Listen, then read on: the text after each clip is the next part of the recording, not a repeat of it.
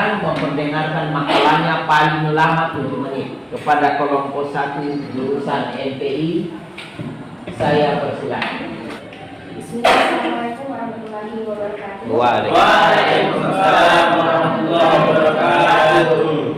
Alhamdulillah, Rabbi Srahli Sadri wa Yassir li amri wa hlul 'uqdatam min lisani yafqahu qawli. Puji syukur marilah kita panjatkan atas kehadiran Allah Subhanahu wa taala yang telah memberikan kita nikmat kesehatan sehingga kita bisa berkumpul di tempat ini dalam rangka diskusi mata kuliah bahasa Indonesia. Salawat serta salam alhamdulillah kita haturkan kepada junjungan kita Nabi besar Muhammad sallallahu alaihi wasallam. Semoga syafaat beliau sampai kepada kita semua umat. Amin ya rabbal alamin. Baik, kami dari kelompok 1 akan memaparkan materi kami yang berjudul Sejarah Bahasa Indonesia. Pada rekan saya di sebelah. Baik, di situ saya akan memulai pemaparan materi. Bahasa Indonesia adalah bahasa resmi Republik Indonesia sebagaimana disebutkan dalam Undang-Undang Dasar Republik Indonesia tahun 1945. Pasal 36 yang berbunyi, bahasa negara adalah bahasa Indonesia.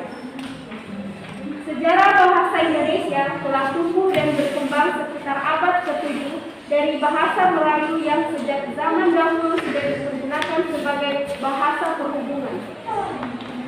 Bukan hanya di Kepulauan Nusantara, melainkan juga di seluruh Asia Tenggara. Awal penciptaan bahasa Indonesia sebagai jati diri bangsa bermula dari Sumpah Pemuda pada tanggal 28 Oktober 1928. Diumumkanlah penggunaan bahasa Indonesia sebagai bahasa untuk negara Indonesia pasca kemerdekaan.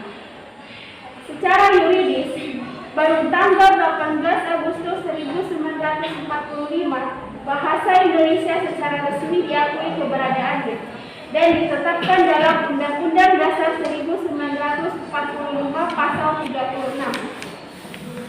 Baik, selanjutnya dilanjutkan dengan rekan saya.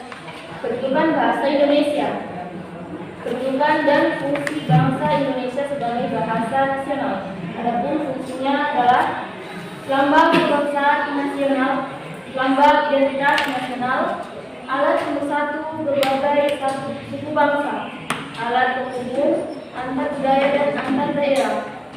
Kedudukan dan fungsi bahasa Indonesia sebagai bahasa negara. Adapun fungsinya adalah bahasa resmi kenegaraan, bahasa pengantar dalam dunia pendidikan, bahasa resmi untuk kepentingan perencanaan dan pelaksanaan pembangunan nasional serta kepentingan pemerintah. Alat pengembangan kebudayaan, ilmu pengetahuan dan teknologi. Baik, selanjutnya fungsi lain dari bahasa Indonesia dibagi menjadi dua, yaitu fungsi bahasa secara khusus dan fungsi bahasa secara umum.